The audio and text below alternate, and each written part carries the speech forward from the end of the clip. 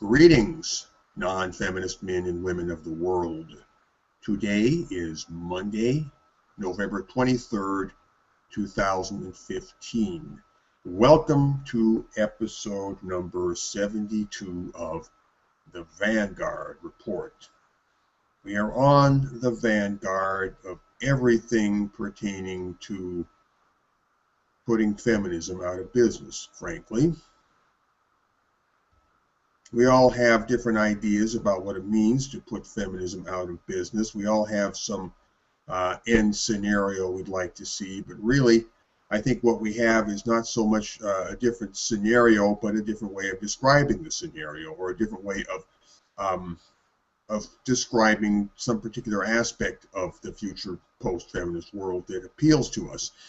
Nick always likes to say he would like to put feminism into the same disrepute as racism, and I'm certain that will be one of the outcomes when we finally get to the post-feminist promised land. I've expressed the dream, the vision, in many ways myself. One of the more recent ones is to disestablish the feminist worldview. Because after all, the worldview is the view of the world. It's as wide as the world. I mean, at any time somebody's view of the world is the ruling view that controls everybody else's thought patterns, that dominates the whole cultural conversation, coming and going, well, a good way to get to the root of the problem is to go after the worldview. And the feminist worldview is so institutionalized, I mean, so embedded in institutions and embedded in the fabric of daily life, that it's going to be one hell of a job to uproot all of that and tear it out and cast it away. But I like to see our task as disestablishing the feminist worldview.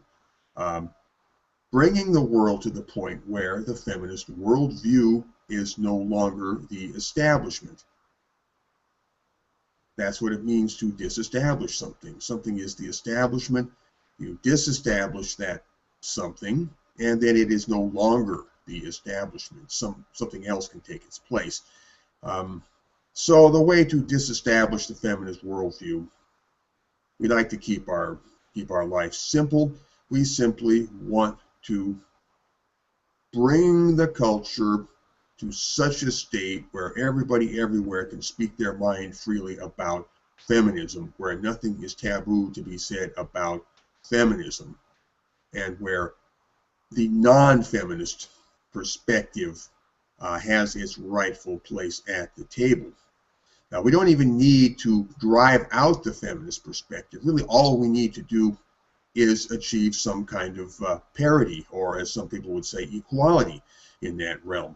If the non-feminist view, or the non-feminist perspective, the non-feminist way of talking about things is finally established in the world, finally given its own place in the sun, then the feminist worldview will have to scoot over, to shrink back and make room. And once that starts happening to feminism, you know that feminism is on the way out, because feminism is perpetual revolution. Feminism is a thing that has to keep growing and growing and growing. It always has to keep growing, even into such bizarrities as band bossy and man-spreading and all that sort of thing. That is how far feminism is growing. It's gone beyond anything that is legitimate or respectable, and now it's into things like band bossy and man-spreading. That's a good sign. It's a good sign. It's a sign that feminism is becoming decadent. It is becoming moribund. It is, well, approaching the end of its lifespan in some way. I mean, how much more ridiculous can you get than man-spreading and band bossy? They're really scraping the barrel. They're really clutching at straws there. So we want to disestablish the feminist worldview, and there's so many ways to do this. And we talk about many of those ways here. Remember, we deal with three questions here. First, what is feminism? Second, where do we stand? Third, what is to be done? That's where it's at on the Vanguard Report. I am Bogan. I'm here with my fellow host, Nick Redding. Nick is a man of Canada. Nick is a true son of the Alberta Prairie. Nick, say hello. Hey everybody, I'm Nick Redding with Men's Rights Edmonton. I'm an agitator for all things non-feminist, and everything that I do is to attract like-minded people to myself, and so I can get them hanging out with each other. If you are one such person, or you know someone like that who is in or near Edmonton, Alberta, which is in Canada, I can be reached through my website, mensrightsedmonton.com. You can see my exploits on YouTube with my channel, Men's Rights Edmonton. You can check me out on Twitter at Men's Rights Ed. And of course, if you just want to send me an email, you can send it to mensrightsedmonton@gmail.com. Good. Okay. Also, Nick forgot to add that you should check out their Men's Rights Edmonton YouTube channel. I think he forgot to add that. It can never be said enough. Okay, Men's Rights Edmonton YouTube channel. Go there. Oh, and Men's Rights Edmonton has a Twitter feed. Yep.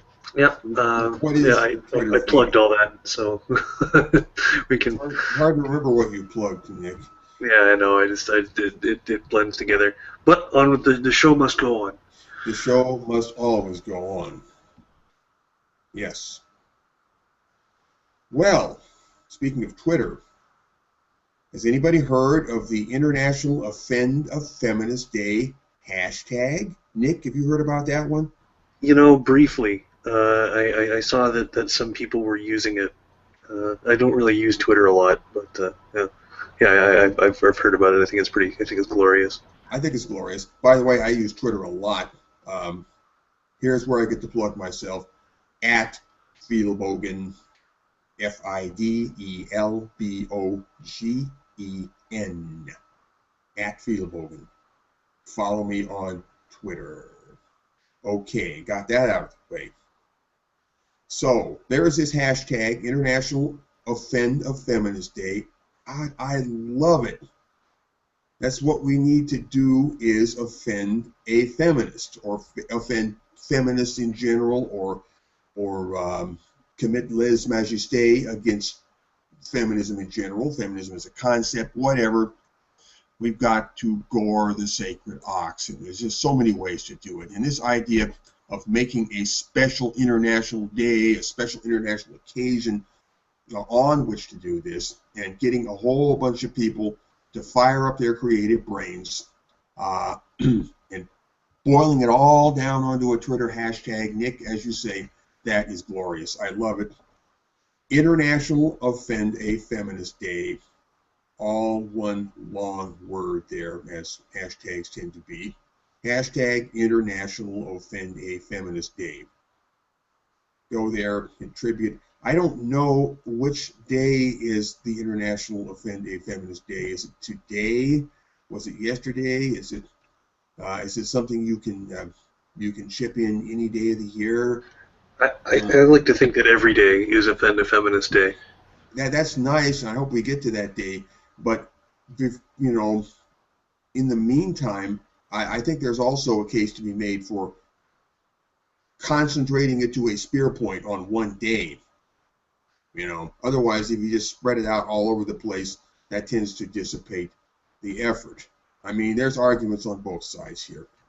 I mean, in the end, I hope that we'll get the volume up high enough on this business of offending feminism that it will be a constant thing, and that they can do nothing but run and lock their doors and hide from the world. Either that or just grow up and face the world. But yeah, it's great. Basically, International Offend a Feminist Day is a way of rubbing feminism's nose in feminism's shit. And not only that, but it's about making such action an institution. I like that. Well, a tradition anyway. At first a tradition, and then as time goes on, it develops and grows and hardens into an institution. But planting in the collective mind the idea of offending feminism. It's okay. You can say rude things about feminism and about feminists as well, but feminism particularly. So everybody, hashtag International Offend a Feminist Day. If you're on Twitter, go there, contribute to it, or just read through it. There's some good stuff there, really clever stuff. There was one thing I saw, and I retweeted this. Somebody said, if you're a feminist, take a small, tiny piece of paper or paper towel, write your opinion on it, and then fold up that piece of paper into a very small square, and then hold it under the water to moisten it, or dip it in some Vaseline, and then take it and shove it so far up your ass that it will never find its way out again. And this was illustrated with a nice little cartoon graphic as well. It's somewhere on the International Offend a Feminist Day hashtag. Feminists, write your opinion on a tiny scrap of paper, fold it up, shove it up your ass so far that it will never come out again. That's what we think of your opinion. Feminist. Okay. Moving along. Oh, we were going to talk, Nick, was there some brief item that you wanted to bring up? Well, just that Spinosaurus Kin, or otherwise, his real name is David Sherratt. He made it into a couple of Welsh newspapers recently. So we saw that. Good on you. Good on you, David.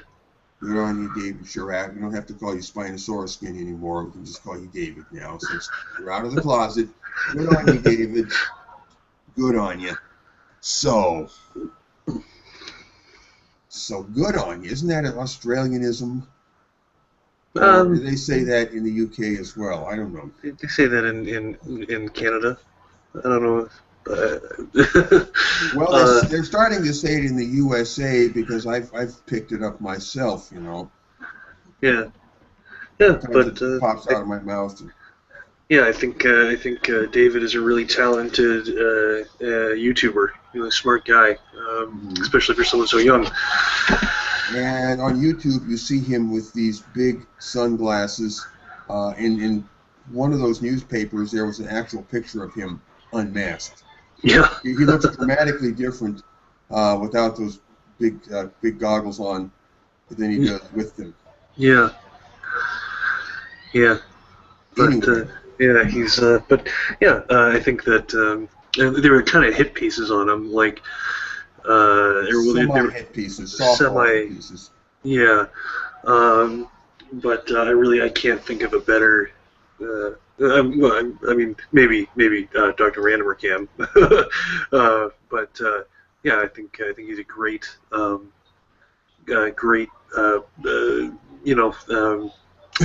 He's fighting the good fight. Yeah. No, what I mean is he's a great subject for a thing that MRAs and MGTOW. Oh, you're saying like he's a poster boy?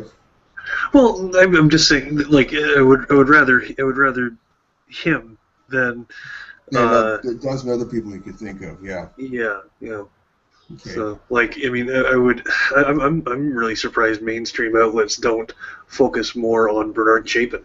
I mean, like if I wanted to take down the men's rights movement, and I would point to Bernard, I would say, see, they're exactly like that. No, it doesn't surprise me. Actually, I can sort of see why they're. But the problem is when you say they're exactly like that. Well, I mean, there's so many targets you could point to and say they're exactly like that. No, they're exactly like that. Which kind of leads up to what I like to keep saying, that there is no such thing as the men's rights movement. I mean, when you really drill into it, you try to isolate the thing on some kind of a microscope slide and say, that's it right there. That is the men's rights movement. You find out instead that it's just all over the place, and it blends along the edges into the general cultural landscape. Yeah. It is not a discrete point source, and as the general sentiment against feminism, the general tide begins to turn, that it's becoming more and more difficult to define what exactly is the men's rights movement, because it starts taking in more and more people with more and more cultural perspective, and more ideological perspective. Anyway, so it's good that David, that's his name, Spinosaurus Skin, got a bit of celebrity there. Let's hope that he capitalizes on it and uses it as a springboard into, well, glorious things. He's got a little bit of a bully pulpit for himself now. So, good on you, David Sherratt, Spinosaurus Skin. Now, the customary thing on the Vanguard Report is to have a little speech on a chosen topic, after which we go on to discuss news items and stuff like that. All right. In everyday conversation, it's generally a nuisance to say the same stuff over and over. Say it once, why say it again? Especially true if it is something simple and basic, and if you're trying to get some kind of work done in a timely fashion. It's just annoying to repeat things and repeat things. However, repeating things does have its place, especially in propaganda efforts, and very particularly when you are trying to communicate difficult, tricky, critically important ideas to large numbers of people. Things that cannot be reduced to a soundbite, but have to be reduced to maybe a series of carefully constructed sound bites. And these carefully constructed sound bites need to be repeated over and over again, and in different contexts, in different words. This I call the drumbeat principle. That's how ideas begin to settle into the collective mind and begin to crystallize and begin to grow holistically, or even you might say holographically. Yes, when you're communicating difficult, tricky, critically important ideas to large numbers of people, repetition is the key to it all.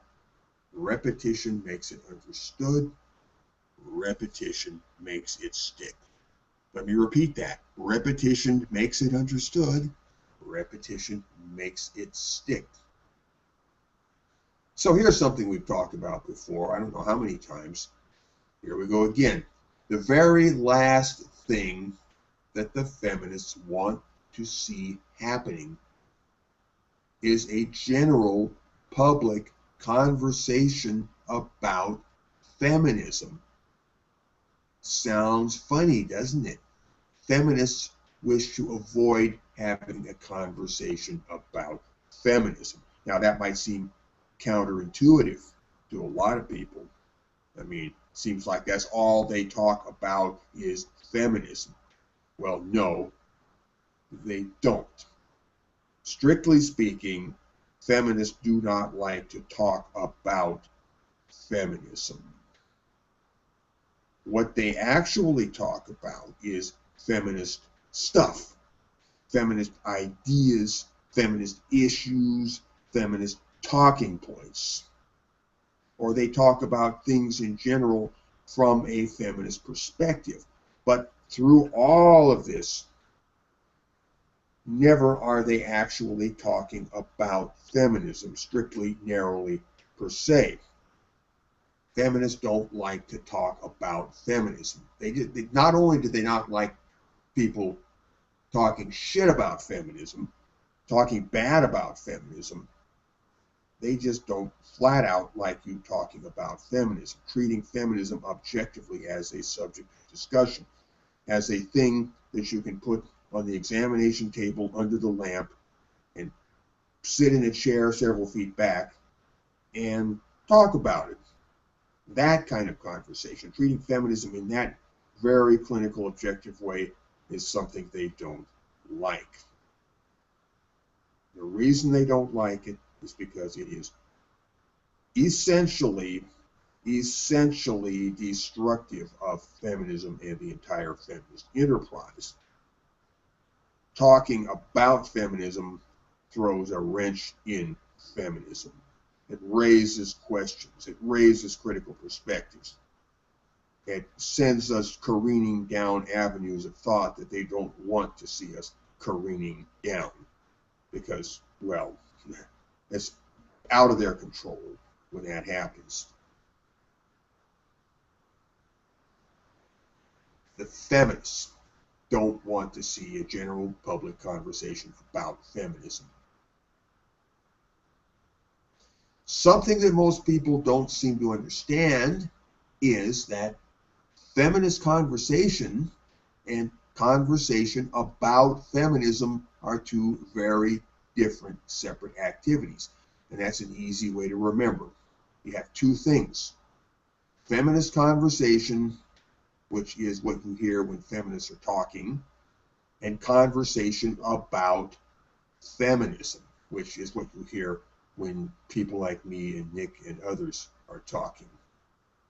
We're taking feminism apart. Feminist conversation about feminism. Huge difference there. It's a little bit subtle, okay, when you're trying to wrap your mind around it for the first time, but it's worth making the effort to see this fine distinction, because it's not such a fine distinction, it's a huge distinction. Feminist conversation and talking about feminism. A feminist conversation, here we go. A feminist conversation is a conversation where the feminist view of reality, the feminist frame of reference, is simply taken for granted, simply assumed by all parties, and it runs silently in the background of everything you converse about. Like there are certain software programs that run on your computer silently in the background. Okay?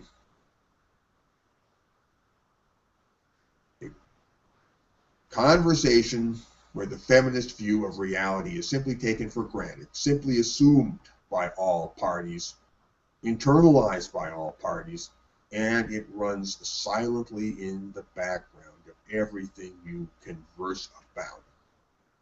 It's like a huge, gigantic, holistic, all-encompassing, thought-terminating cliche. That is a feminist conversation. It is a conversation within feminism. It is entirely controlled by feminist thought patterns in the feminist frame of reference. Within a feminist conversation, you can only ask feminist questions. You structurally cannot ask non-feminist questions within a feminist conversation. And of course, asking feminist questions, you only come up in the end with feminist answers. So it's kind of like newspeak. in a way. Nick, that's something you can relate to. I know you're a big Orwell fan. Fem speak is like newspeak. Yeah, Thorium. Thorium recently pointed out that I mean he in his recent video calling for video submissions. Um, yeah, because he's talking about he's actually after this is done, I'm gonna do a submission for it because he's asking people what to describe political correctness in 2 words, and he said that political correctness and feminism were they were dealing with ungood, I mean incorrect things, and it's very clearly. Um, the way they they get a bug up their butt about language and words really it really smacks of like the Newspeak dictionary getting smaller and smaller. Mm-hmm. Well, except I don't know if it gets smaller and smaller.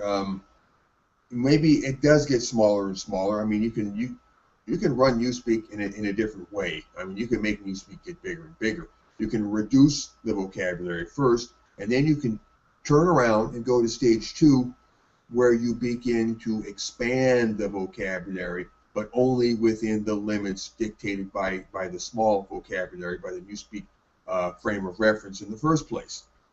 So what you end up with is a huge amount of linguistic garbage that can only express ideas in a limited range, but deeper and deeper into an intellectual microcosm, like counting angels on pinheads.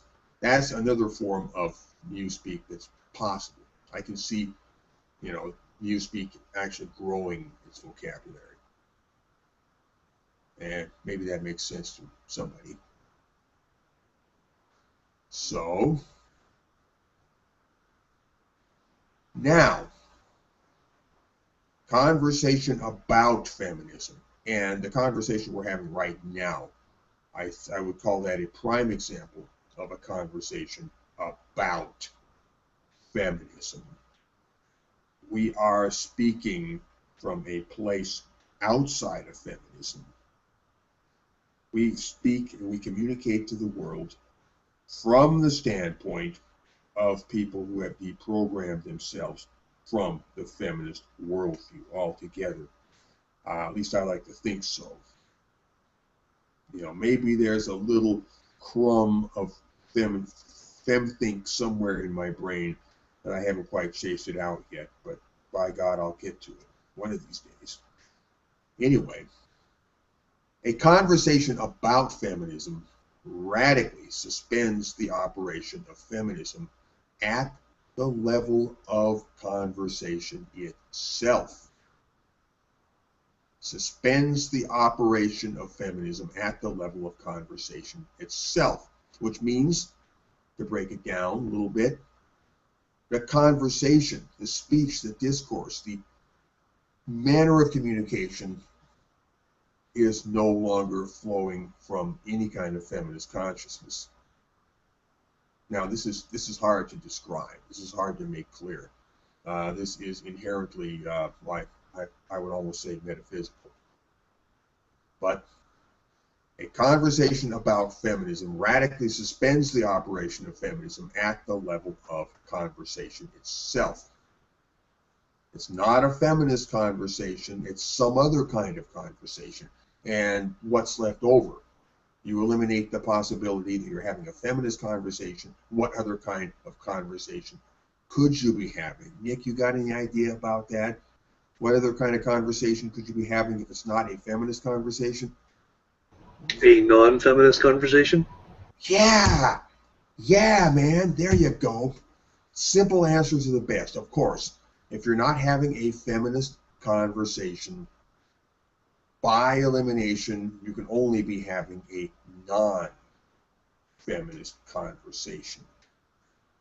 A conversation which is not governed or guided by feminism, which is not initialized by feminism. You're not running off any kind of feminist software, any kind of feminist programming language.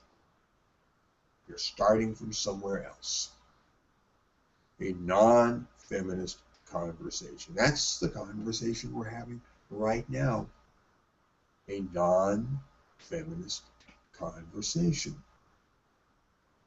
Now, you could have an anti-feminist conversation where you're aggressively beating up on feminism. You could do that. Or you could just quietly talk from a place which is not feminist, like I'm doing right now. Now, any conversation about feminism,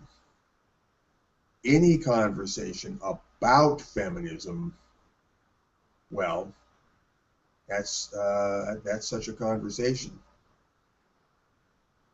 Any conversation about feminism is inherently destructive of feminism. And when's the last time you saw a feminist having a conversation that was inherently destructive of feminism? I mean, they may have been inadvertently destroying feminism by making it look bad, but never in their conscious mind were they talking about feminism in a way that would destroy it. And to destroy something, to destroy anything effectively means to put it out of operation, to shut it down, to immobilize it, to block it in some way. Turning off your car, well, I guess that doesn't destroy the car, but it certainly stops the car from doing what a car does. And the car just sits there like a big, stupid lump of metal. So, a conversation about feminism radically suspends the operation of feminism at the level of conversation itself. Such a discourse effectively says, we are here, and feminism is that thing over there. That is to accentuate the subject-object dichotomy, the gap, you're othering feminism. That's what a non-feminist conversation does, or a conversation about feminism. A conversation within feminism is what we call feminist subjective, whereas a conversation about feminism is feminist objective. So, yeah, it's like driving a car. The conversation about feminism is like parking the car, okay? You're driving the car, that is a feminist conversation. You park the car, you get out of the car, you open the hood, and you start tinkering with the contents under the hood. That is a conversation about feminism. As an intellectual or conversational operator, you are proceeding, you are initializing your activity from a space which is not feminist. You're coming from a set of preconceptions which are not feminist as opposed to feminist. So, as I said, conversation about feminism is inherently anti-feminist. Even if you're not attacking aggressively, tearing feminism down, not chastising it or castigating it, just talking about it objectively, weighing it, measuring it from a critical standpoint outside of it, that is destructive, because feminism is the world. Well, it thinks it is the world. It wants to be the world. The members of the feminist cult want to think of themselves as the world. Everything that is, everything that's intellectually real is a product of the feminist world. Everything outside of that, just to them, doesn't exist. It's just mindless trolling. They have no respect for the rest of us, even though we are, I would say, a good 4/5 of the human race, if not more than that. But we need to start having conversations about feminism, that is, non-feminist conversations. And at some point, some people will push it further into full-out anti-feminist conversation. And now let's go to the next thing along this line of talk. You've heard this before. You don't really care about men. You're just anti-feminist. What are they doing when they do that? Nick, do you have any theories about what they're doing when they say, you don't really care about men, you're just anti-feminist? They're establishing a false divorce, a divorce between being pro-male and being anti-feminist. It's you can't be one without the other. I mean, well, you can't be pro-male without being anti-feminist. You just can't. You can't. I mean, you can pretend that you are, but without being some kind of a feminist anyway, and you're doing the necessary mental gymnastics to block the truth about feminism in your own mind. You know, you can't see what feminism is. And that's what talking about feminism does.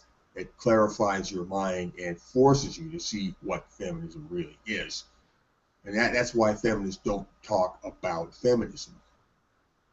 They have feminist conversations all the time, but they do not talk about feminism. They speak with the flavor of feminism from within the feminist mind space. So, when they tell you that you don't care about men, you just want to attack feminism, what they're doing, or what they're attempting to do, is to drive a wedge between anti-feminism, opposition to feminism, and men's issues. They want to drive anti-feminism out of the picture, because anti-feminism is the ultimate conversation about feminism. When you start talking about feminism and you have correctly understood feminism, sooner or later your thoughts are bound to turn in a more anti-direction. You can't just remain wishy-washy, morally neutral about feminism. Either you see what feminism is and you see how bad it is, or you don't. If you don't see that, then you're just going to backslide back into the slimy embrace of feminism, which is always there waiting to receive you. Once you start down the road of thinking independently of feminism, you're on the road toward anti-feminism. You're on the road toward ultimately shutting feminism down by blocking it, by making it unable to operate unconsciously. So, the feminists are trying to block, trying to prevent, trying to counteract the thing they fear the most, which is the growth of anti-feminism. Anti-feminism, critical thinking about feminism, which, as I say, and I'll say it again, begins with simply talking about feminism from a non-feminist standpoint. It grows into anti-feminism. And that is the trend that they want to block. The feminists want to stop that. So, all you ugly, nasty anti-feminists, just get out of the picture, just go away, because you have no business to be mucking around with men's rights and men's issues, because you don't really care about men. Here, let us feminists take over that department. And we were talking about that in connection with one issue. I think we talked about it last week, Nick, about in connection with circumcision, right? Talking about how they're co-opting intactivism, right? Is that what you're talking about? Intactivism, that's what I'm talking about. Yeah. Co-opting, we see moves, feminists making moves towards co-opting intactivism. And they will co-opt, they'll co-opt anything whatsoever. But right now, nowadays in particular, they're going to try to co-opt men's issues. Now that they're finally admitting that, yes, men really do have problems, Now they want to put themselves in charge of talking about those problems. Yeah, the problem is that nasty Y chromosome. Mm-hmm. The Yeah, problems, many of which were created by feminism, by the way. Let's not forget that. yeah, They're yeah, either created by feminism or made worse by feminism, or capitalized upon by feminism, one way or another. But now they want to continue to have a feminist conversation. They want to draw men's rights, men's issues into a feminist conversation so that feminist conversation will continue to define the culture as a whole. And anti-activism was an example of something where they're starting to horn in and shoulder in and try to take over. Um, that's a move I see them making, splitting off anti-feminism from men's issues so they can go in and comfortably take over men's issues. And with anti-feminism out of the picture, they can do that pretty easily. This strategy, I think, for them is going to fail in the long run. I think people are going to see through it. It's going to become obvious. So we need to keep beating the anti-feminist drum, or if you prefer, the non-feminist drum. Some people will prefer to take a more aggressive approach and go out and actively run feminism down, trash feminism. There are others who will simply stand up and quietly say, I am not a feminist. They might literally wear it on their t-shirt. Oh, by the way, if anybody wants to order a non-feminist t-shirt, you can get them. There's a place online where you can order them. You can also order non-feminist coffee mugs, non-feminist computer carrying cases, non-feminist wine glasses, every non-feminist thing you can imagine. Regalia, paraphernalia, all kinds of items with the non-feminist universal banner or logo printed on them. Everything under the sun. And I think maybe you can even get the sun itself with the non-feminist banner printed on it. You know, I think that's in there too. This is being sold on Cafe Press by Cora Newbold of Quincy, Illinois. And I don't have the link to that. You might be able to go into Cafe Press and look up Cora Newbold, maybe Men's Rights Quincy. I don't know. Yeah, that might pull it up. Next week, I will have the link to that. If you want to get yourself a cool non-feminist t-shirt, you can get one. And Cora herself has one. And I've got a picture of Cora wearing one of these cool non-feminist t-shirts. It's a black t-shirt for the black and white design. Very dramatic, very eye-catching. Cora says she has walked around town there in Quincy, and she's gotten some weird looks from people. That's about it. She's just gotten weird looks from people. Well, it is very eye-catching. Anyway,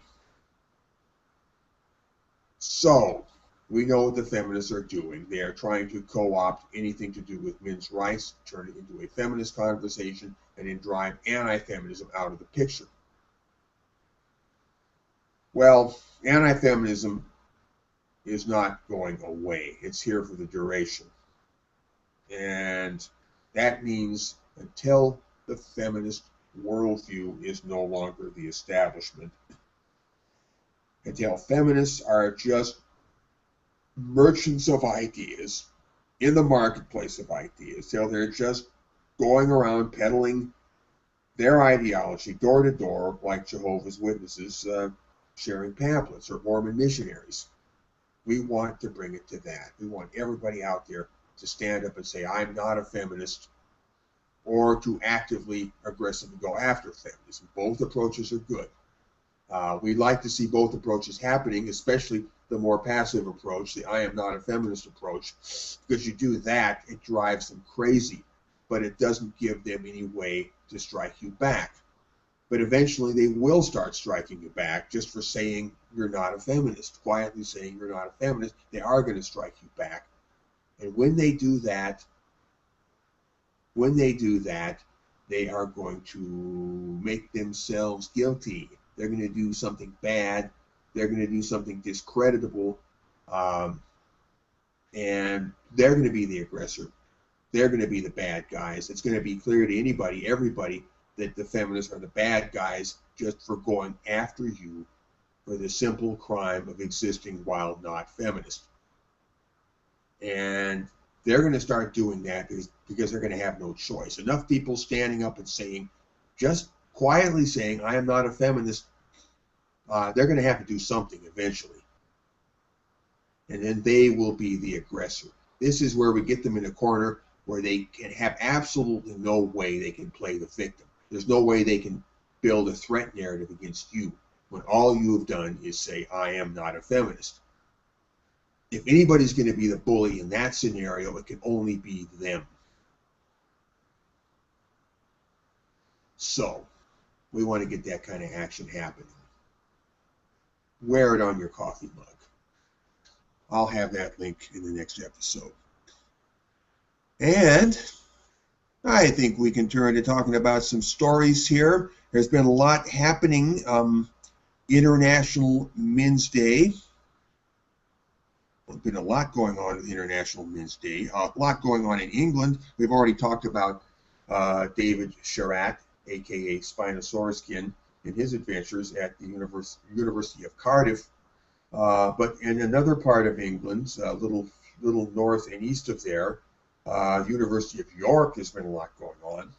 They were going to celebrate International Men's Day at the University of York, and they just about made it, but then some forces on campus got together and put a stop to that.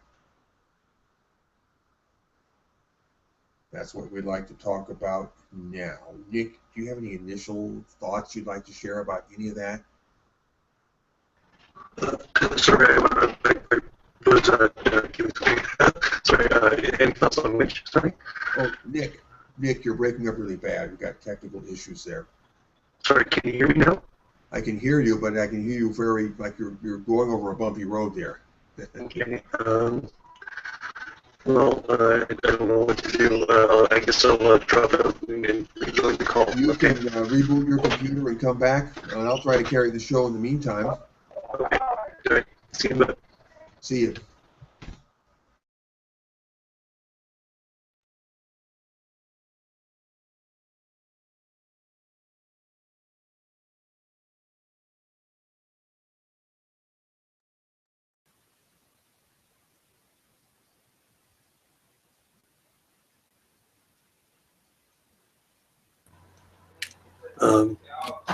Hey, can you hear me?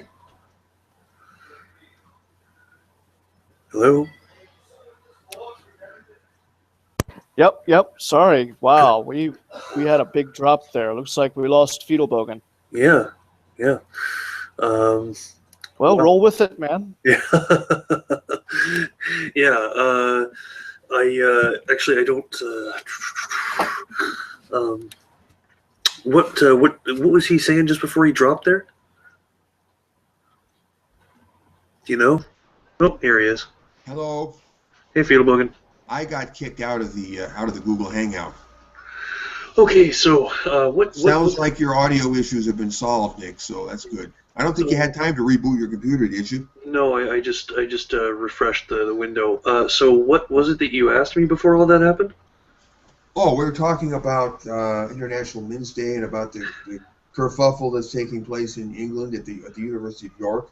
Oh boy, yeah. I've only been sort of paying attention to that peripherally, but didn't they shut it down?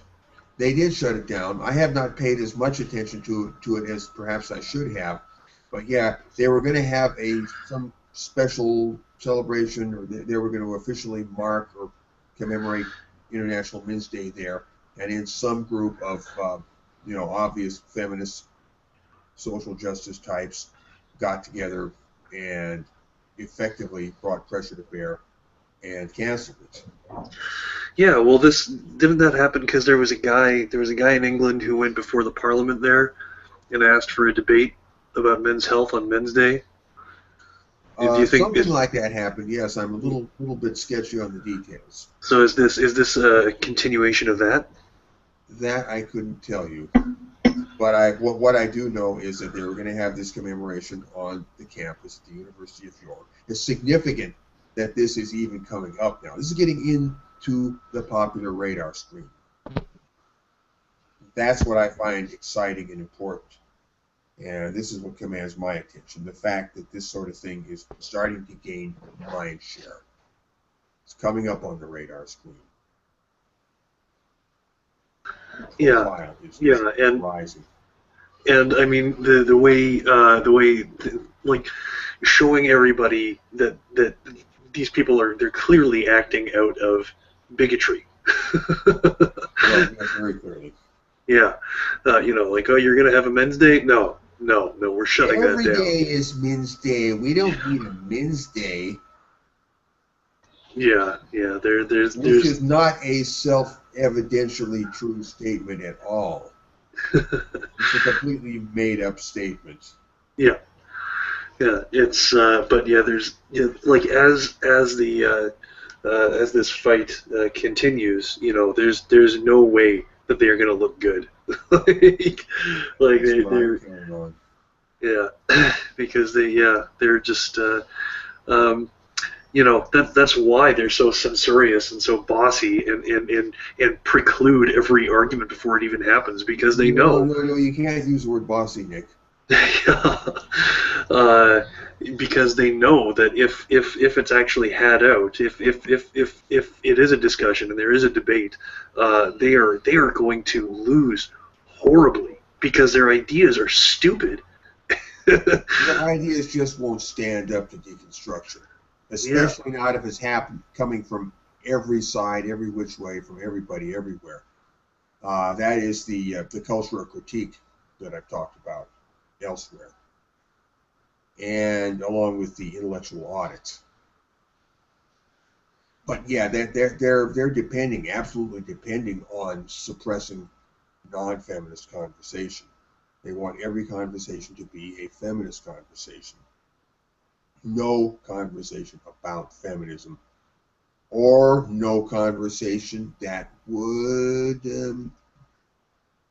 indirectly undermine the feminist power structure, the feminist authority, the feminist worldview. So this thing, okay, with International Men's Day, it impresses me that there's so much going on out there.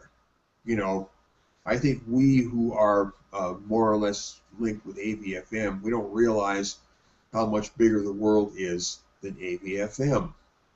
And I don't think a lot of people realize that the world is bigger than AVFM, especially our enemies want to pretty much make AVFM everything. They think that if we get rid of AVFM, we make AVFM crash and burn, and then it's all good, and then feminism will live happily ever after. Well, I don't think it's going to work that way. I think if AVFM ever went down for any reason, at this point, the insurgency is too well rooted, too well established. It wouldn't help them. It might buy them a little breathing space at best. But the opposition would reorganize itself because, man, we're everywhere. And you're just seeing all of this activity popping up in different corners of the earth tells me that. And the amount of public support. Oh, the hell with this, man. Let's go read one of these news articles here. And this is Q number 1 from York AC UK. Oh, this is the online journal, I think, of the University of York. That's what it is. I guess a student newspaper. International Men's Day. The following is a response to an open letter sent to the university regarding an article published advising of our intention to mark International Men's Day, November 19th. And today is, this is not the 19th. What day did I say this was? I don't know what day. Oh, yes, this is the 23rd. So yeah, International Men's Day has come and gone. I should know what calendar day International Men's Day is on, but I don't. That shows you how much of a men's rights activist I am. Anyway, the following is a response to an open letter sent to the university regarding an article published advising of our intention to mark International Men's Day. We are sorry that this has caused unhappiness for some members of the university community who felt that the statement was inappropriate and should never have been issued. The intention was to draw attention to some of the issues. Okay, listen to this. Listen to the weasel language here. The intention was to draw attention to some of the issues men tell us they encounter, and to follow this up by highlighting, in particular, the availability of mental health and welfare support, which we know men are sometimes reluctant to access. Wow. Does anybody catch the nuance in those 2 or 3 sentences there?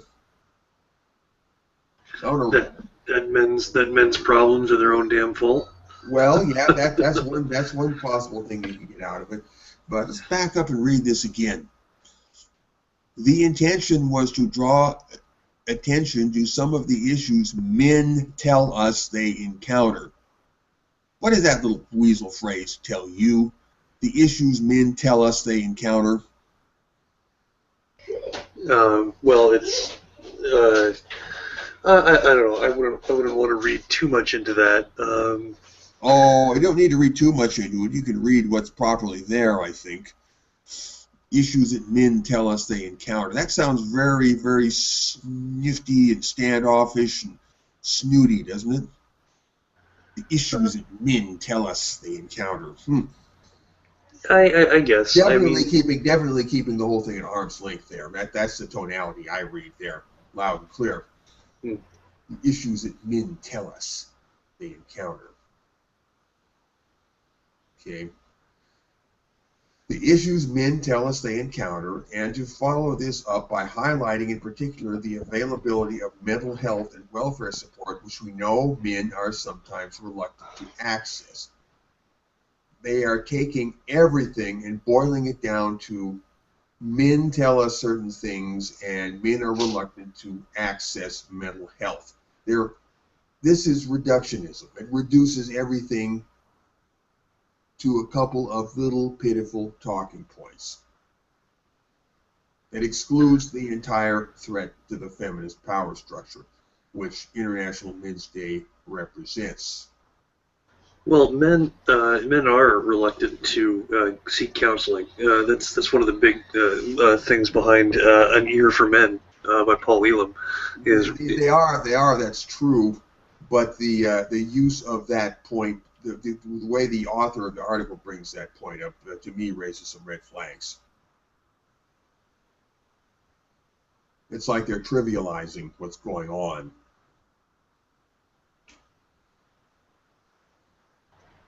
Yeah, I don't know. Like, I mean, I don't really feel strongly one way or the other about what you're saying. No, their weasel language here is significant. It is. Anyway, let's read on. The Equality and Diversity Committee is clear that the main focus of gender equality work should continue to be on the inequalities faced by women, and in particular the underrepresentation of women in the professoriate and senior management. Okay, that following immediately after what I read previously. The issues men tell us they encounter, men are reluctant to access mental health services, and then whammo, but the Equality and Diversity Committee wants the focus to continue to be on the inequalities faced by women. Now, putting it in that context, it is very, very snide and dismissive of men. The main focus of it, they're saying men's issues are trivial and mainly the fault of men, and really not worth talking about, or at least not worth talking about at the university level. So, the inequalities faced by women, and in particular the underrepresentation of women in the professoriate and senior management. We believe that we can make meaningful progress in addressing these issues while at the same time addressing other aspects of equality and diversity agenda. To this end, we are putting in place new structures to extend and strengthen our approach to the Athena Swan Awards, which provide a framework for our work on gender equality. In the meantime, the statement marking this year's International Men's Day has been withdrawn, and we can confirm that we will no longer be marking International Men's Day 2015. That is the end of the short statement coming from the people who basically killed International Men's Day at the University of York. Okay. Well, it is significant and important that this is making such headlines. They're talking about it in Parliament. They've got people going after the members of the general public are very angry about what's happened at the University of York, and they're going after them. A petition was signed with, I believe, over 2,000 names. You know, this kind of stuff is becoming a public issue. People are aware of it. This is a battlefront in the war. And to my thinking, not the war for men's rights, but the war against the feminist power structure, the war against something which is, well, started the war in the first place, quite honestly. That's International Men's Day. That's what this is. The fact that this is becoming so big in the public eye is what impresses me more than anything else. Next, cue number 2. Oh, here is something different. Effectiveness of college threat assessment teams debated. This is from bigstoryap.org. Effectiveness of college threat assessment teams is debated. Now, you might ask, what is a college threat assessment team? If you've never heard of college threat assessment teams, well, they are now becoming an institution on many college campuses in response to things like the Virginia Tech shooting. Iowa City, Iowa. As the fall semester began, communications professor and campus jester Kimbrew McLeod organized a parody news conference to poke fun at the University of Iowa's governing board, expecting annoyed administrators might show up. Instead, a detective with the campus threat assessment team was there waiting for him. McLeod said the sending of a detective was at once intimidating and absurd, while Public Safety Director David Wiesen said it was appropriate, noting administrators had received a phony email inviting them to the news conference from someone posing as a university consultant. Either way, this much is clear. 8 years after the Virginia Tech massacre led many colleges to form threat assessment teams to identify troubled people and step in before they turn violent, these panels are a work in progress, and their effectiveness and fairness are a matter of debate. In some cases, critics say, the teams have been used to harass students and professors who pose no threat of violence or to retaliate against critics of the college administration. Lawsuits and embarrassing public relations incidents have resulted. Critics say the teams can have a chilling effect on free speech on campuses. Supporters of threat assessment teams say they make campuses safer in an age of mass shootings. They say these teams do the vast majority of their work in good faith and are duty-bound to check things out when they raise alarms, which is what happened with McLeod's satirical off-campus news conference, according to Iowa officials. At the news conference, a group of performance artists called the Yes Men pretended to be university cost-cutting consultants.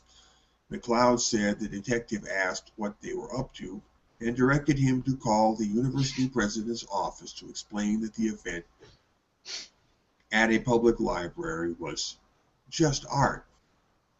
I'm not a lone gunman or a terrorist. I'm just a goofy professor with a satirical idea, said McLeod, who was known for dressing as a robot to ask national politicians questions. Well, he sounds like a wild and crazy guy. Threat assessment teams consist of administrators from several departments who meet regularly to discuss individuals of concern. Whoa. Threat assessment teams consist of administrators from several departments who meet regularly to discuss individuals of concern and decide how to respond. Now, who knows who an individual of concern might be? Could be anybody, right? They look at a wide variety of cases, such as troubling social media comments. Gregory Allen Elliott, anybody? Troubling social media comments and students who seem to be in crisis. Well, from what I hear, that's a lot of students these days. A team's response can include encouraging someone to get mental health treatment or calling in the police to investigate.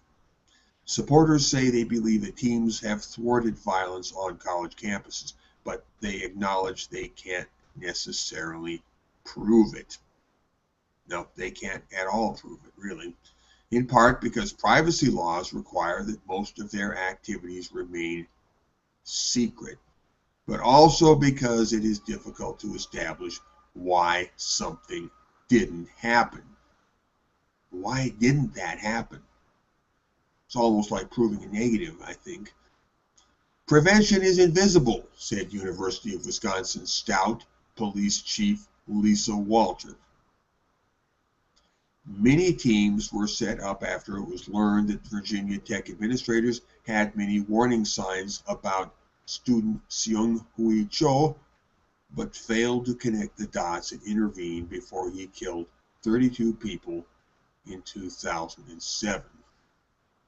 But perhaps half the teams nationwide. So, has anybody tried to say that Seung-Hui Cho was an MRA? I don't think so. I haven't heard anyway. But perhaps half the teams nationwide still do not have policies that spell out how they are supposed to operate. Frankly, I don't think even David Futrell would think that low. You know? Okay, perhaps half the teams nationwide still do not have policies that spell out how they are supposed to operate, said Brian Van Brunt, who trains college administrators as presidents of the National Behavior Intervention Team Association. You have schools that are overreacting. You have schools that use this as an Orwellian 1984 style monitoring. Yeah, I'll bet you do have schools like that. Especially if there's lots of feminists there. Sometimes in a nefarious or over-authoritarian manner rather than what we teach. Is there such a thing as an under-authoritarian manner? Or a just right Goldilocks authoritarian manner? No. As soon as you give people the tools to watch, you can run into overzealous individuals. And that's right, you give unchecked power or unpoliced power to anybody, they're going to abuse it. That's basic. Missteps can prove costly in legal expenses, bad publicity, and damage to reputations. In July, Valdosta State University in Georgia paid a $900,000 settlement to a former student who was deemed a clear and present danger by the school president, who was angry with the student for protesting construction of a campus parking ramp. See, there we go. They can get the threat assessment team on your ass if they don't like you for any reason. Like, for example, if you're not a feminist around your campus and everybody knows it and you talk about it a little bit, well, you can be targeted. And you will be. You will be. Mark my words. Okay, we talked about the guy with the parking ramp. That case and others have caught the attention of the Foundation for Individual Rights in Education, aka FIRE, which has represented people who believe they were unfairly targeted by threat assessment teams. Too often, campuses overreact to protected speech without first asking the threshold question. Is the incident we're responding to an example of a student or professor just exercising their basic First Amendment rights? Said Will Creeley, the group's vice president of legal and public advocacy. Last year, his organization represented an art professor at Bergen Community College in New Jersey, who was placed on paid leave in order to undergo a psychiatric evaluation after campus officials said he threatened violence. His offense: posting a picture online of his young daughter doing yoga while wearing a shirt with a quote from HBO's Game of Thrones. "I will take what is mine with fire and blood." The college backed off the punishment months later, telling the professor it may have unintentionally erred and potentially violated your constitutional rights. At the University of Wisconsin-Stout, the campus police chief in 2011 declared that a poster promoting the science fiction TV series Firefly on Professor Jim Miller's office door was threatening and removed it. The poster featured a well-known quote from one of its characters: "If I ever kill you, you'll be awake, you'll be facing me, and you'll be armed." Miller protested the removal and put up a satirical poster that read, "Fascism can cause blunt trauma and or violent death. Keep fascism away from children and pets." A threat assessment team declared that, too, was a threat and took it down. Facing a backlash, the school relented and acknowledged its actions undercut its commitment to free speech. Miller said his treatment revealed something ugly and nasty running around with these threat assessment teams. Why am I not surprised by any of this? Walter, the campus police chief, called the case a painful learning experience. The school has taken the rare step of forming a free speech committee that will review similar cases in the future. Retired Virginia Tech threat assessment team leader Gene Dysinger, a pioneer in the field who founded one of the first teams at Iowa State University in 1994, was involved in a case a few years ago that illustrated the challenges. Dysinger was at Iowa State when he looked into repeated claims by college official Pamela Reinig that a subordinate, Dennis Smith, might go on a shooting rampage. The Iowa Supreme Court ruled last year that Reinig unfairly tried to have Smith, a whistleblower with a clean record, quote, treated as a scary and mentally unstable outcast to divert attention from her own mismanagement. The school paid Smith $650,000 last year to settle his lawsuit. Now that's an interesting phrase. Treating as a scary and mentally unstable outcast. That's what they do, you know. They treat you as a scary and mentally unstable outcast.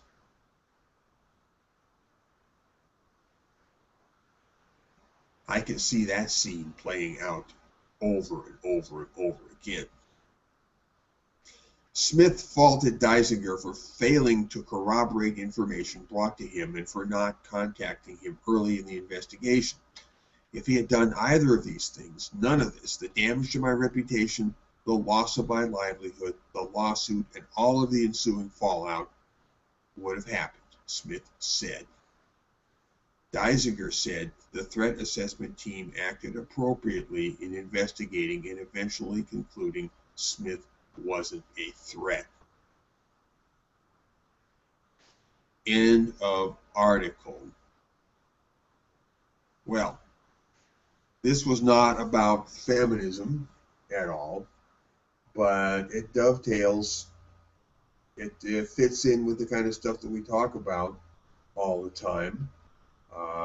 This is, especially if you're going to college, this is the kind of culture you're going to run up against. And if you're going to, be any kind of a quote-unquote activist or any kind of an outspoken person, especially in the realm of feminism or anti-feminism or non-feminism, well, be prepared, because you're liable to be on the receiving end of a lot of tactics like what we read about here in this article, including, what does it say? Oh, yes, being treated as a scary and mentally unstable outcast. Now, they will try to smear you with that. And they're damn good at doing it. And Nick, anything you want to say? No, I think you've summed it up. I mean, it's just I wouldn't be saying anything I haven't said a million times. It's just very Orwellian. And we haven't brought up the question of campus rape hysteria or so-called rape culture. I mean, that's gonna bubble into the chemistry here as well. Into the witch's brew in all of this. You get false accusations of rape happening on campus, and you got these, what do they call them? Threat assessment teams. All of this stuff just comes together, and it creates a deadly toxic mix. And this is the future. This is where things are heading, man. It's not pretty. I don't like it. That's the article. I think we might get through reading all of the articles that I've got lined up here. Let's go on to cue number 3. This is from the National Review. This is about the documentary movie The Hunting Ground. Nick, you've heard about that, about The Hunting Ground? Yeah, it's the rape culture one. The rape culture one. And Nick, maybe you can help me out here, but how do you pronounce that fellow's name? Winston, his first name, how do you pronounce it? It's not James. It looks like James, but how do you say it? I'd have to look at the... Jamius or Jamius or something like that. You say it's Q number 3? Yeah, well, it's James Winston, but it's not James. It's Jamius or something. Yeah, I'm looking it up right now for some reason. It's taking forever to. This is about Russia's economic stagnation. No, I don't recall putting a link up to that. No, that's Q number 3. I'm looking for the pronunciation. I'm looking for the maybe it's different. Maybe I posted it wrong. I do that sometimes. No, I want to get the pronunciation. The guy's name is not. It looks like James, but it's like Jamius or something like that. Well, Jamius, whatever. Jamius Winston, football player who got charged with rape and he got exonerated. Yeah, but they're still trying to milk this one. Yeah. Shades of Duke Lacrosse, shades of UVA, shades of all kinds of other cases that aren't so famous. Let's go here. Hunting Ground. This is the documentary, The Hunting Ground. This is on the National Review. Smoking gun email exposes the bias of The Hunting Ground. A so-called documentary about campus rape, The Hunting Ground, is set to air Thursday on CNN. Okay, so that's come and gone, which co-produced it. But a newly available email from an investigative producer of the film spectacularly belies its pretensions to be honest, balanced journalism. Instead, the email adds to the large body of evidence that the film is highly misleading, if not dishonest. In the December 21st, 2013 email from Amy Hurdy, billed in the film as working with independent director Kirby Dick and producer Amy Ziering, Hurdy sought an interview with Erica Kinsman and her lawyer about her highly publicized rape accusation against, here's that name, Jamias Winston. The Heisman Trophy, how do you pronounce that? Jamias, that looks about right. Jamias Winston, the Heisman Trophy winning first NFL draft pick, former Florida State quarterback. If I was more of a sports fan than I am, I could possibly make some sense out of that. Anyway, sounds pretty impressive. The Hurdy email sent to Kinsman's then lawyer included this assurance. We don't operate, okay, everybody get this, we don't operate the same way as journalists. This is a film project very much in the corner of advocacy for victims, so there would be no insensitive questions or the need to get the perpetrator's side. In other words, you're guilty. Guilty until proven innocent. And even if you're proven innocent, you're still guilty. This is narrative-driven thinking. This email appears directly contrary to claims by both Dick and CNN, which calls itself the most trusted name in news. That this is an accurate, balanced documentary fair to both sides of every story. While calling himself both an activist and a filmmaker, Dick stressed in a typical promotional interview that for us, first is accuracy. Jeff Zucker, president of CNN Worldwide, let slip the network's own bias at the Sundance premiere, where he brushed aside anticipated criticism of the film by universities, which it smears as covering up for rapists, by saying that they are on the wrong side. In other words, screw you and your criticism. You're just wrong. They're on the wrong side, like, the wrong side of history, maybe.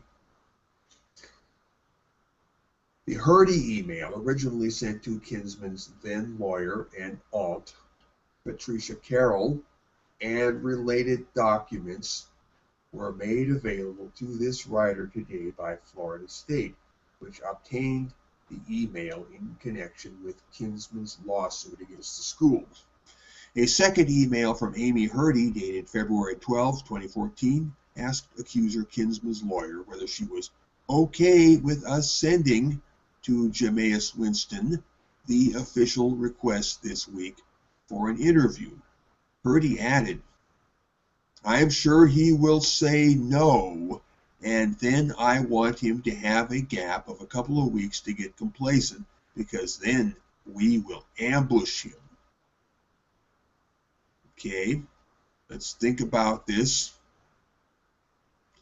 They were making this movie. They wanted to interview the exonerated accused rapist, Jamias Winston, and they wanted to ambush him. I don't know what kind of ambush they had in mind. What were they planning? I don't know. I wish I knew.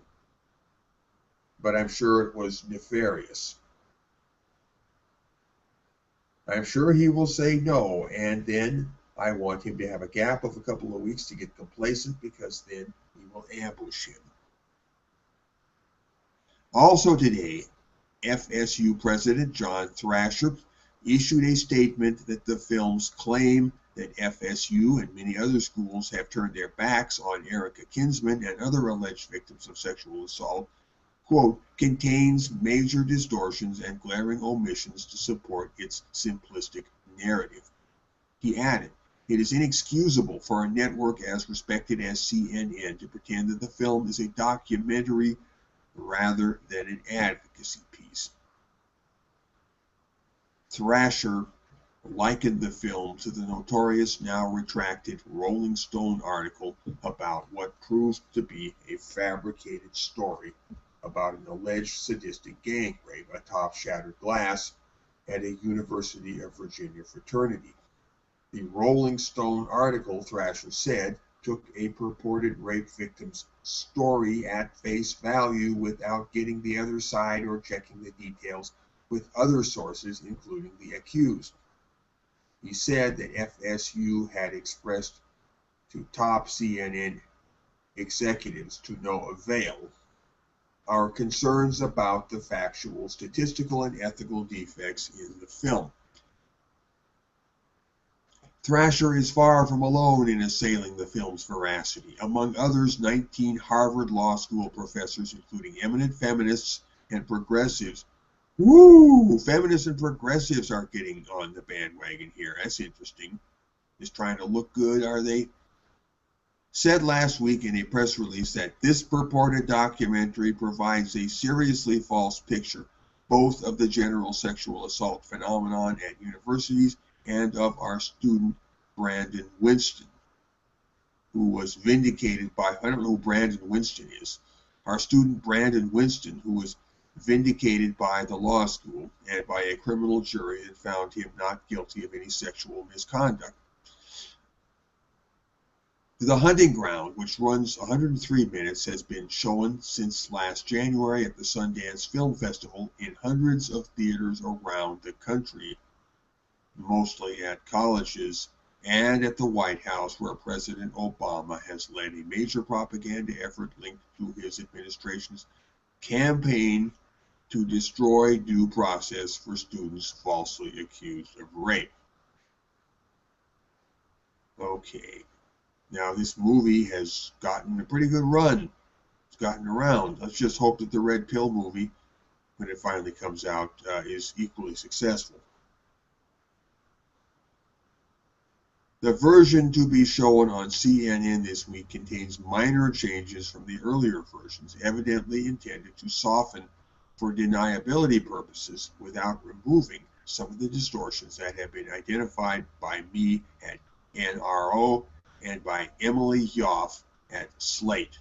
And that's an important point. Slate.com has gotten on the bandwagon with this too. I mean, they're calling out that movie.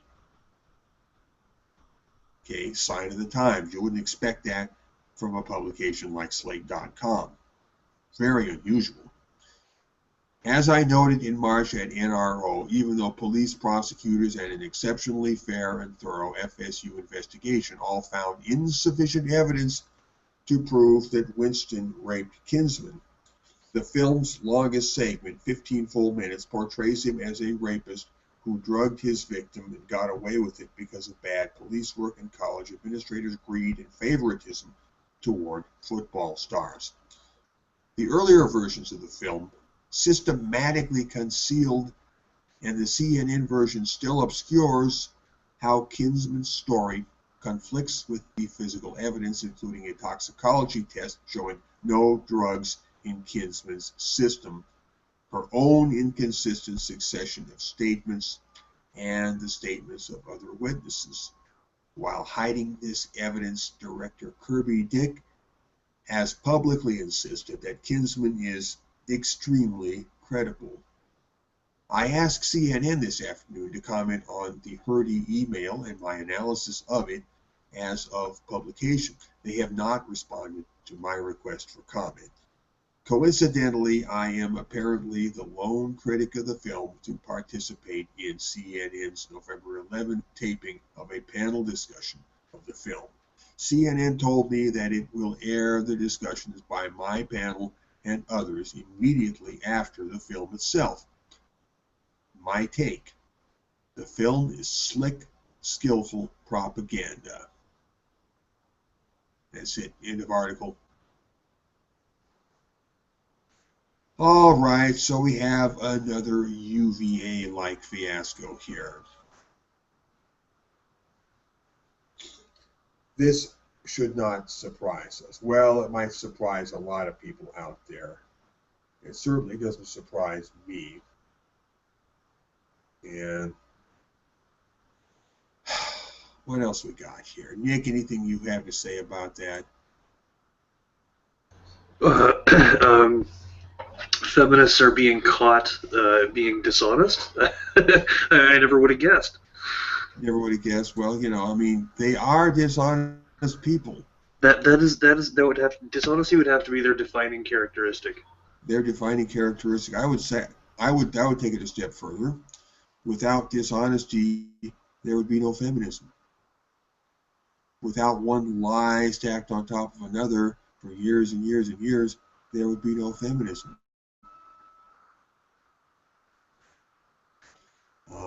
If we could just impress upon people the fact that lying is a prevalent behavior, a distinguishing mark of what makes feminism feminism, if we can impress that realization on the minds of a lot of people, then we will take great strides in our campaign to, well, disestablish the feminist worldview. Feminists are liars. Very, very, very good liars. Very skillful liars. And only when you've seen it up close in action can you fully appreciate just how good they are at their game. People observing the events from a distance will have no idea who's doing what, you know, who the real liar is, you know, who the real bad guy is. And they're liable to just blame the underdog in the situation. And this is what they're relying on. If you are against feminism, if you are butting heads with the feminist establishment in any way, that's it. By definition, you are the underdog. And you will suffer the typical fate of the underdog, unless, like some underdogs, you grow a set of teeth. Anyway, we go now to cue number 4.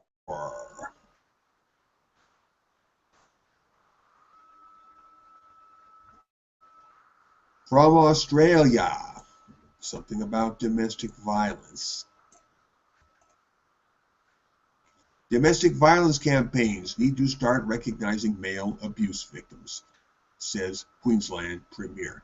Well, this is kind of happy news, kind of good news. I mean, it's good that male victims of domestic violence would be recognized and acknowledged, and that some big politician is putting this issue front and center in the limelight. That's good. It's also good as a sign of the times that the feminist power structure is beginning to crumble. Well, let's read the article here. Queensland Premier Anastasia Palaszczuk, Palaszczuk has announced she will be approaching Prime Minister Malcolm Turnbull about launching a domestic violence awareness campaign which acknowledges male victims. Boy, if this is not a dagger at the heart of feminist power. That is one of the main props that holds up the feminist worldview right there. The whole narrative about domestic violence, that men are violent brutes toward women, whereas better evidence indicates that women and men are both kind of equally brutish toward each other. Women are just as bad as men, and in some cases even worse. But that's not the feminist narrative. And here we have a big politician undermining in a serious way the feminist narrative by simply making generally known to the public, putting in a spotlight the fact that men too are victims of domestic violence. Ms. Palas, whatever her name is, has admitted she has changed the way she speaks about domestic violence victims in a way which is more inclusive of men after speaking with a male abuse victim at a cabinet event in Bundaberg, the Brisbane Times has reported. I do understand that there are a number of men who have gone through or are going through domestic violence, she said. I actually did change my language when it did become public because it was brought to my attention that there with some serious issues surrounding some men in our community needing help as well. Ms. Palasusic said the next time she speaks with Mr. Turnbull, she will be addressing the idea of more inclusive campaigns with him, admitting male victims need to be more appropriately recognized. I do think that I do think that is something we do need to address a bit more, she said. It has to be about stopping violence. Okay. Ms. Palasusic said her aim of tackling domestic violence by focusing on the younger generation had not changed. Any advertising needs to be about respectful relationships. And hopefully, Ms. Palasusic understands that any advertising needs to put women's violence in the spotlight as much as men's, or is it going to be all about men's violence? Has she made that connection yet? We need to make sure that that is actually taught, not just in the home, but in the schools, and that it is the way we treat men and women, and it is about calling people out for the wrong thing. I think that means for calling people out for doing the wrong thing. Ms. Palasusic has been leading the government battle against domestic violence since receiving the Not Now, Not Ever report commissioned by the Tony Abbott government. End of article. Okay, great. Well, another crack in the dam here. Like I said, the feminist domestic violence narrative is now being challenged by just simply publicizing the idea that men are victims of domestic violence as well as women. It's slowly shifting the public perception away from what people have been brainwashed to believe by feminist propaganda for roughly the last quarter of a century. And for a quick refresher for anybody out there, men and women commit domestic violence. They initiate domestic violence at roughly equal rates. And I won't go too far into the details here, but the idea that men commit 95% or initiate 95% of domestic violence, and that they do so in order to exercise patriarchal power and control over the women in their lives, that's the feminist story. And that is the story that must be bashed to hell, violently bashed to hell, and swept away downstream.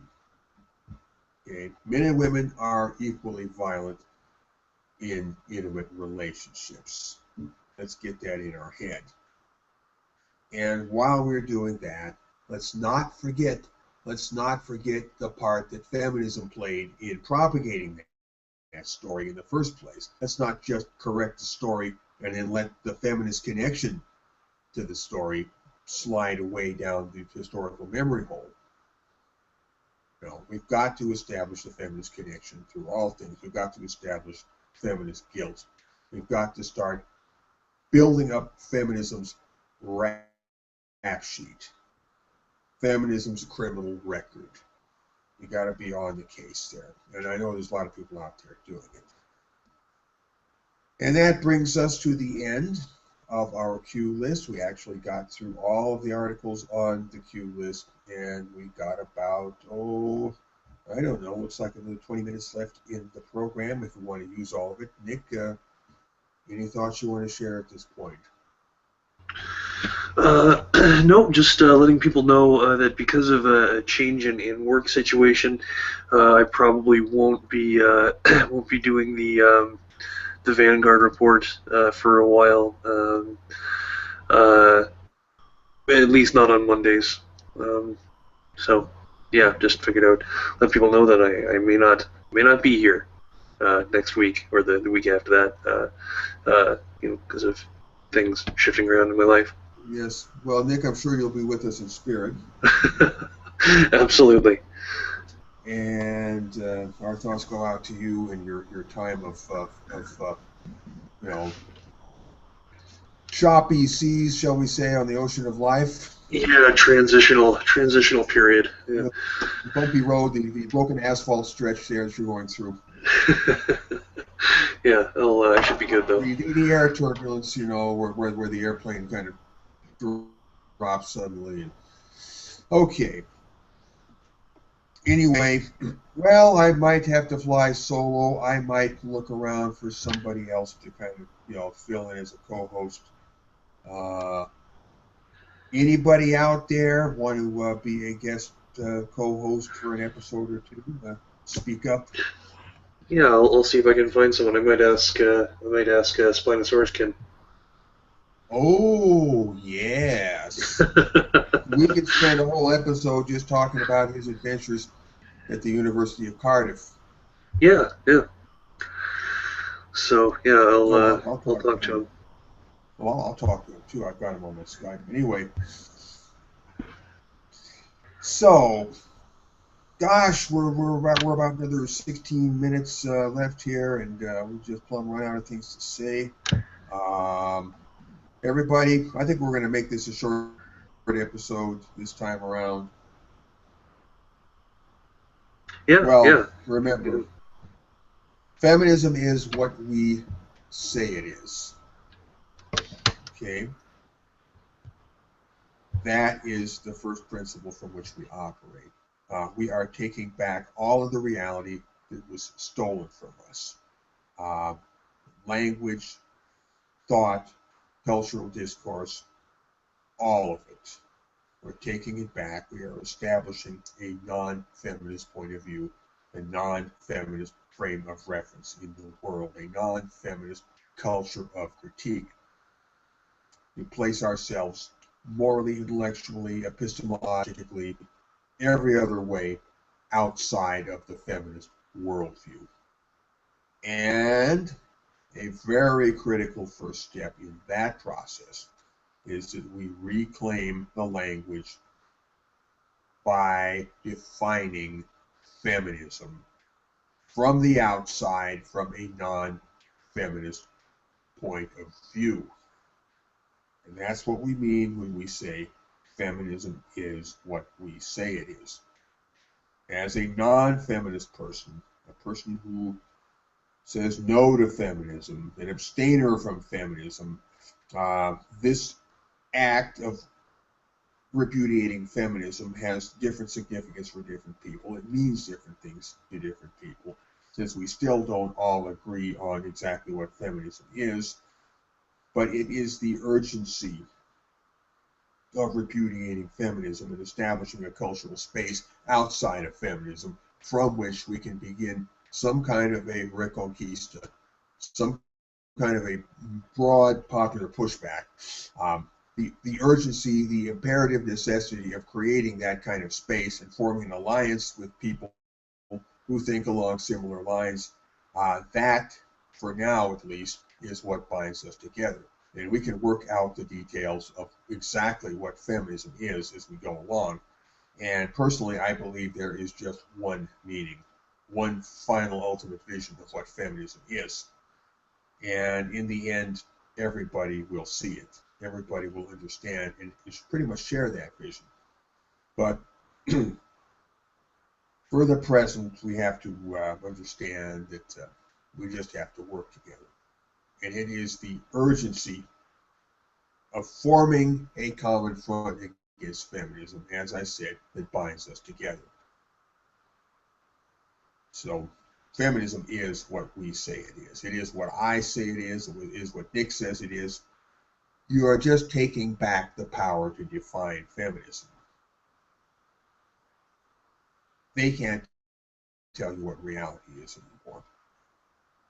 Feminism is what we say it is. And let's wrap it up now.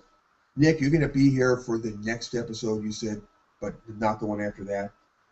No, I probably won't be here for the next episode.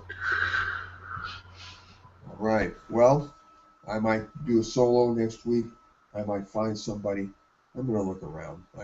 I can think of a few interesting people that I might want to bring on this show. Interesting, unexpected people, because I know some interesting people out there. who might have interesting things to say. All right, folks, feminism is what we say it is. You want to talk to us, it's Vanguard Report at USA.com. That's our email address. We're going to wrap it up now. Everybody, be excellent to each other. See you again next week for episode number 73 of the Vanguard Report. Ciao.